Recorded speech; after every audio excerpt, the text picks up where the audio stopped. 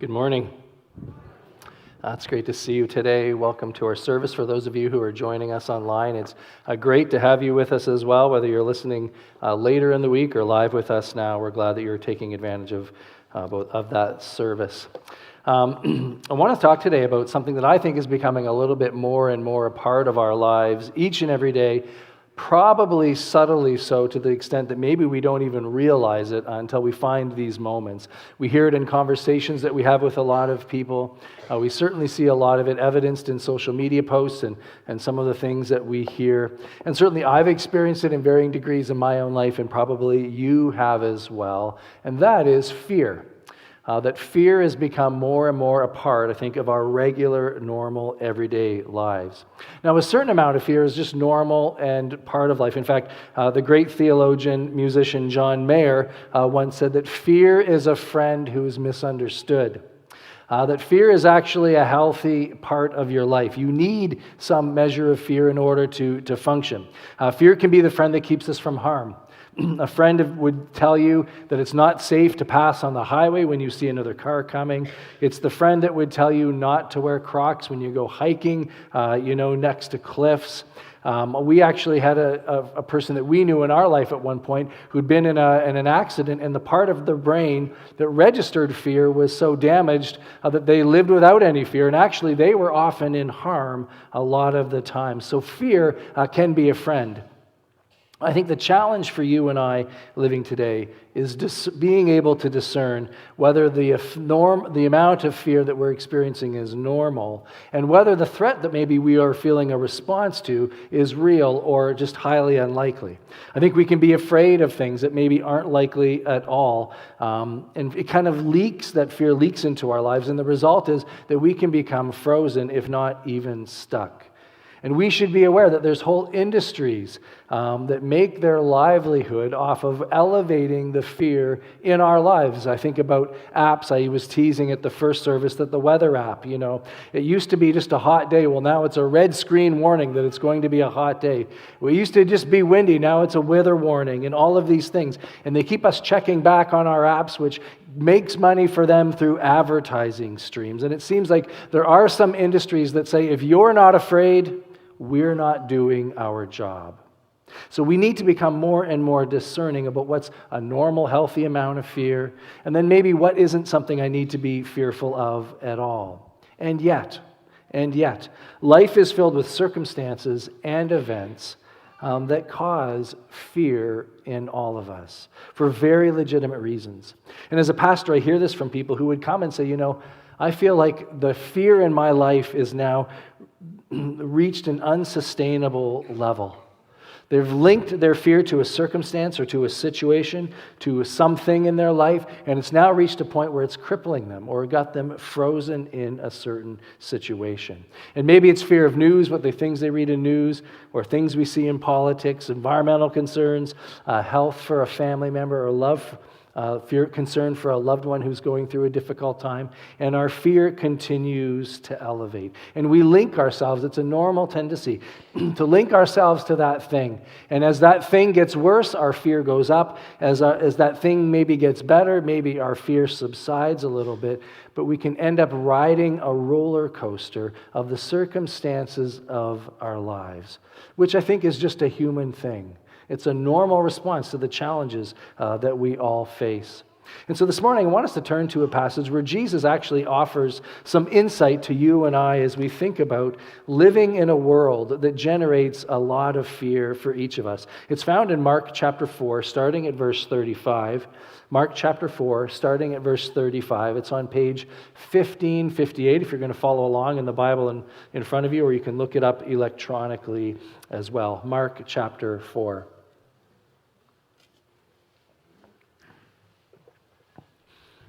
Let me read it for you today. That day when the evening came, he said to his disciples, "Let us go over to the other side." Leaving the crowd behind, they took Jesus along, just as he was in the boat. There were also other boats with him, and a furious squall came up, and the waves broke over the boat so that it was nearly swamped. Jesus was in the stern, sleeping on a cushion. The disciples woke him and said to him, "Teacher, don't you care if we drown?" He got up, rebuked the wind, and said to the waves, "Quiet, be still." Then the wind died down, and it was completely calm. He said to his disciples, "Why are you so afraid? Do you still have no faith?" They were terrified and asked each other, "Who is this? Even the wind and the waves obey him." Now, Mark is giving us Peter's firsthand account of the life and ministry of Jesus and telling us about this event that he says after a full day of ministering people, they were going to cross over to the other side of the lake. And while they were en route, Jesus falls asleep in the boat. Raise your hand if you travel with people like this. As soon as you get in the car, they fall asleep. Hopefully they're the passenger, right? You're maybe not even out of the driveway, and already they're snoring in place. For them, a drive to the store is an opportunity to have a good nap. Well, this is what happens with these disciples. They're en route, and Jesus falls asleep in the back of the boat. So they're partway across the Sea of Galilee when a storm kicks up, and Mark says it's a serious squall. Now, the Sea of Galilee is 700 feet below sea level, and Mount Hermon, which is just a bit north of the Sea of Galilee, is 9,200 feet above sea level. So it creates this warm air, cold air collision that creates on a regular basis the kind of serious thunderstorms and squalls that we read about here. And these are serious fishermen.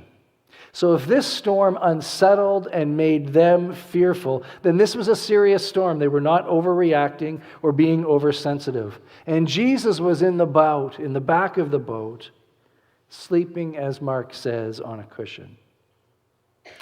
And so they wake him up and they challenge him. "Hey, don't you care if we drown?"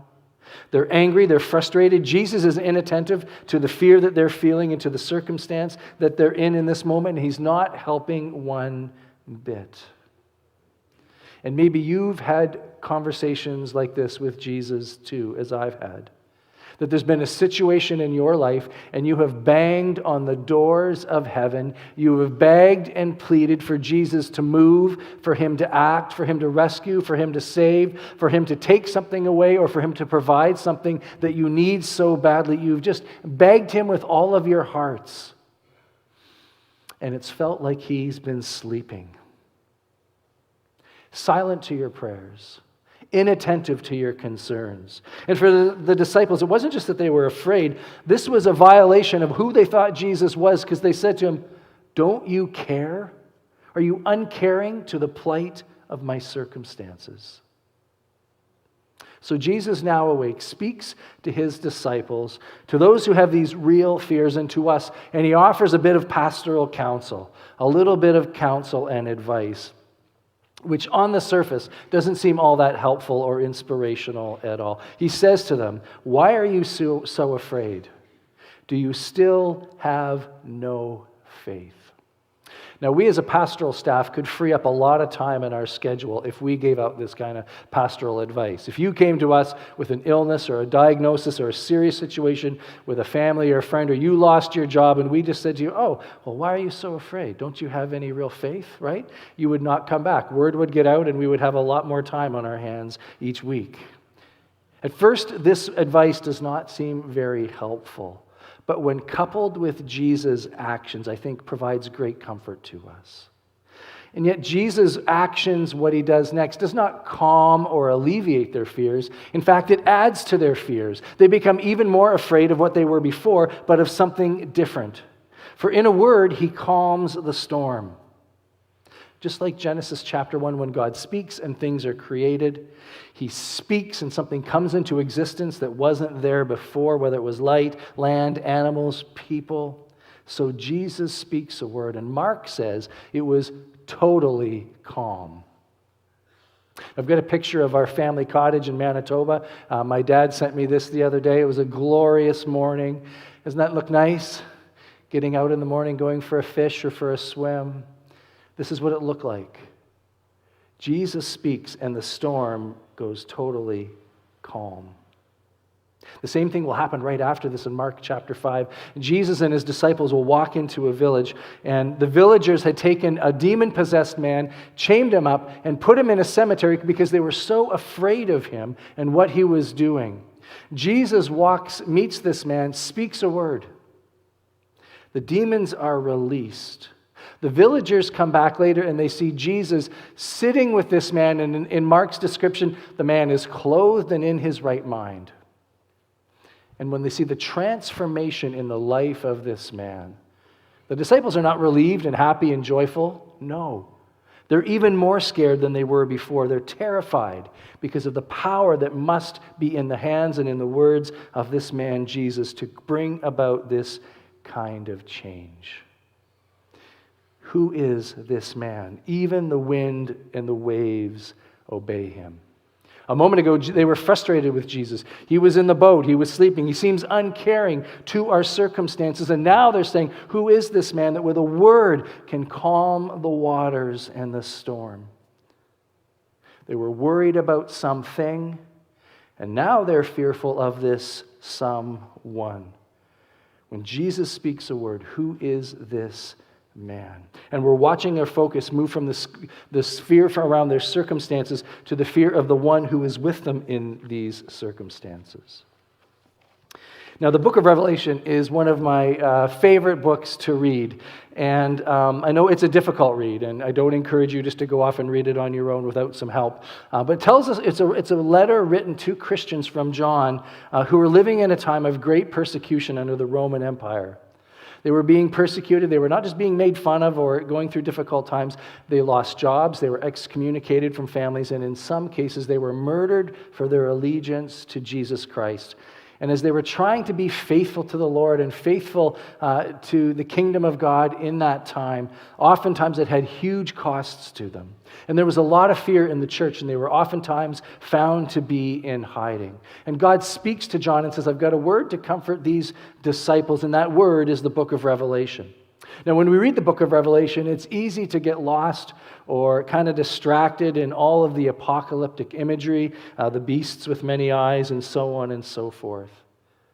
But one of the most powerful pictures that's presented in the book of Revelation is found in chapter 1. And I would argue to you it's the most important part of that book.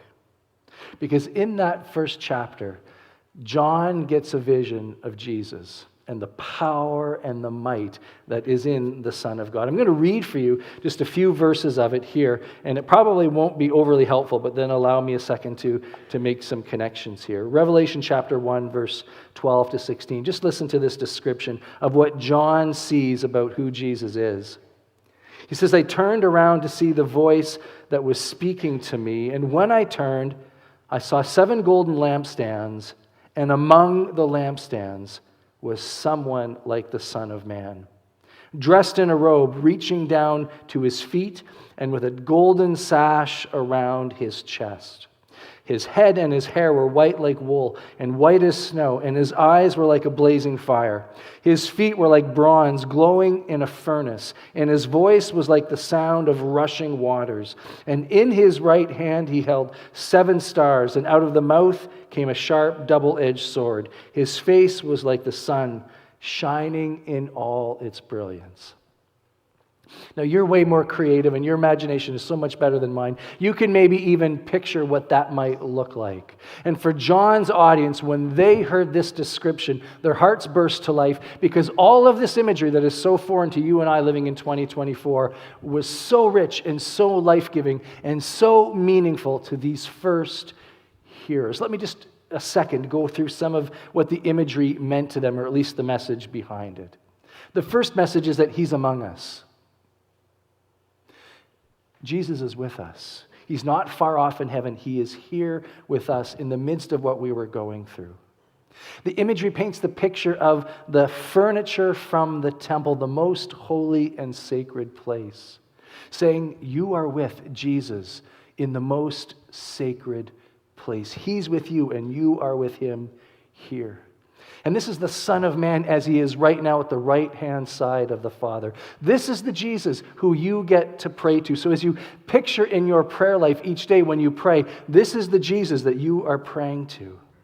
And he was wearing a sash, which to us doesn't make any sense, but the sash that he was wearing in this image was the sash that priests wore to say, I'm on duty. You can ask me things. I can help you out.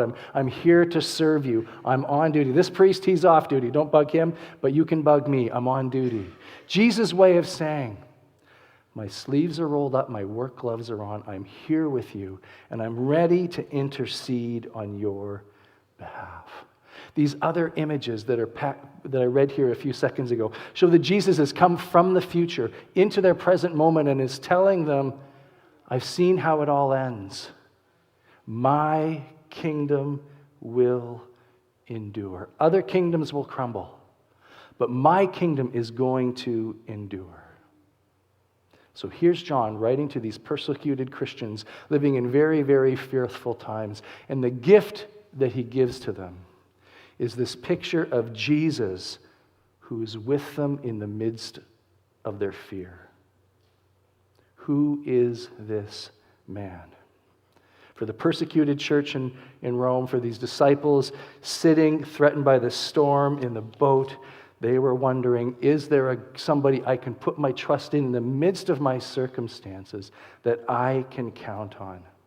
Is there someone I can tether my hope to, I can link my faith in, who's big enough to be with me in the circumstances and in the situations that I'm in right now? And in Revelation and here, Jesus says, yes, I am that one.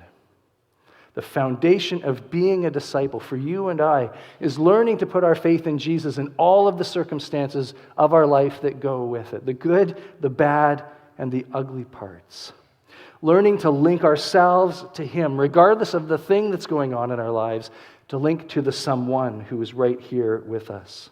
And Jesus wants these disciples, and he wants for you and I to have the courageous confidence that he's equal to the challenge that you might be facing even today. And though I don't know what that is, and I don't know the pain or the circumstances that you might be going through, that Jesus is with you in the midst of that circumstance.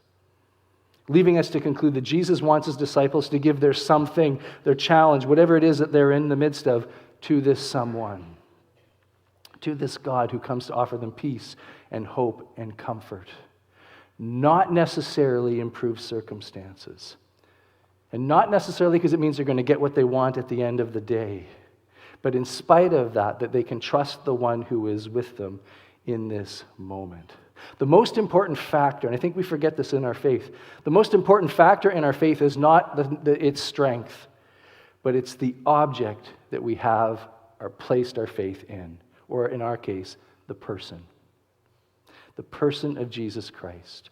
The who of our faith matters more than maybe the quality of our faith. And maybe you find yourself today, your faith is ragged, it's worn, it's taken a beating, it feels very small and inadequate for the circumstance that you find yourself in. Jesus says, that's okay.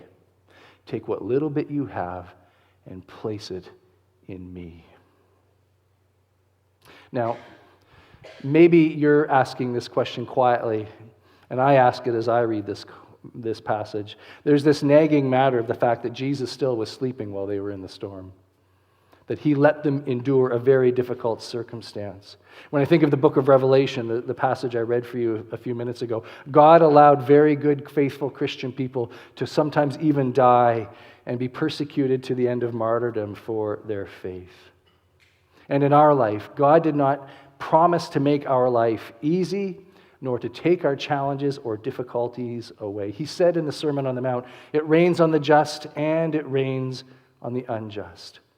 And that on this side of eternity, you and I will face circumstances and difficulties and, yes, fear that goes with those circumstances until Jesus comes and makes things right once again.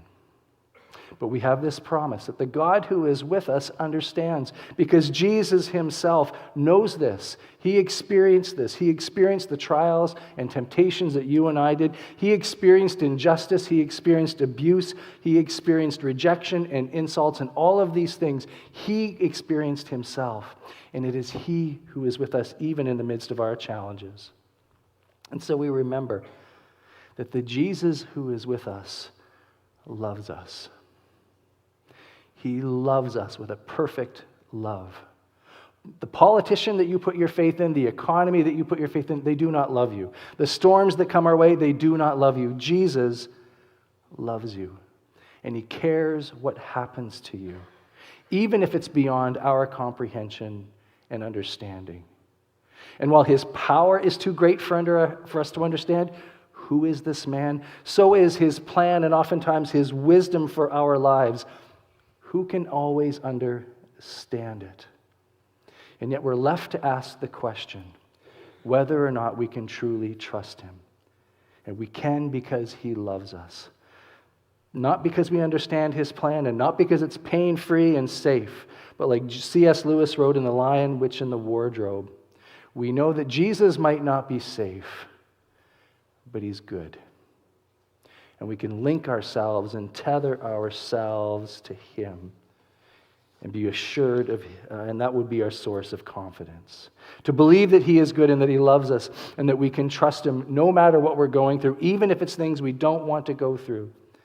Whether we're going to link or tether ourselves to him regardless of what comes is the invitation for you and I today.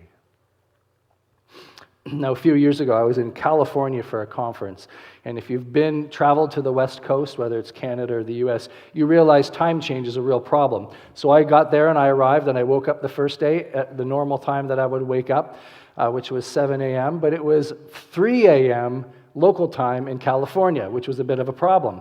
The conference that I was attending didn't start until 6 o'clock that night, so I had a bit of time to kill. And so I thought to myself, well, what am I going to do with all this day? So I decided I'm going to drive to Yosemite National Park. It was only 3 hours one way, and I could probably get there before the sun came up. And so I decided to do so. So I got in my car, grabbed some breakfast, and hit the road. Now, in Yosemite National Park is kind of a rock climber's mecca, because in Yosemite there is what's called the Dawn Wall. It's a 3,000-foot granite wall that serious rock climbers, at some point in their life, they want to take a crack at.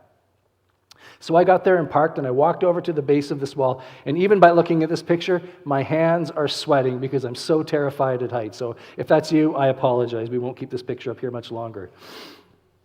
There was a bunch of us tourists kind of standing at the base of this wall, watching people of different skills and kind of go up in different heights. Some were just going up about 20 feet and coming down. Others were going up a bit further and getting coached and instructed along the way. So there was a climbing instructor there, so he decided to help educate and answer some of the questions of we tourists.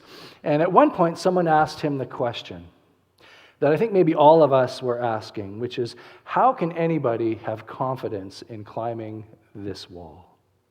How can anybody have confidence climbing this wall? And the guide almost dismissively and jokingly said this: they have confidence because this rock is what they're anchored to, and it's not going anywhere.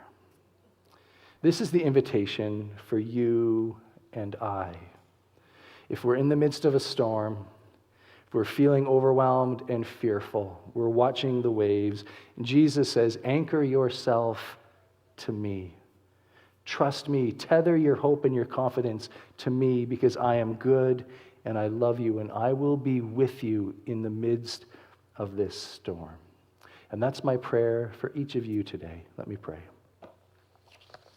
Lord Jesus, we thank you that no matter the circumstance we find ourselves in today, or the severity of the storm, and maybe it's been going on for a long time and we're just weary, that you are among us in it, and that you are powerful, and that you are loving, and that you are merciful, and you are just, and you are good.